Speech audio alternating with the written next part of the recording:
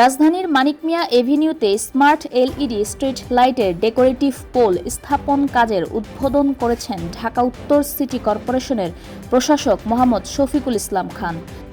উদ্বোধনী অনুষ্ঠানে প্রকল্পটির লক্ষ্য ও নাগরিকদের দায়িত্বের কথা তুলে ধরেন তিনি।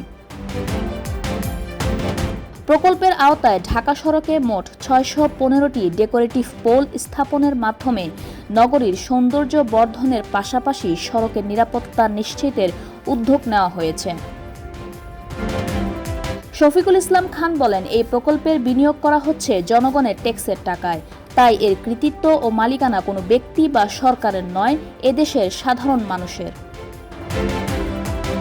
শুধু আলো জ্বালানো নয়, কেন্দ্রীয় ব্যবস্থাপনা বা সিএমএস এর মাধ্যমে লাইট নিয়ন্ত্রণ করে বিদ্যুৎ ও জ্বালানির সাশ্রয় করাই এই আধুনিক ব্যবস্থার অন্যতম উদ্দেশ্য।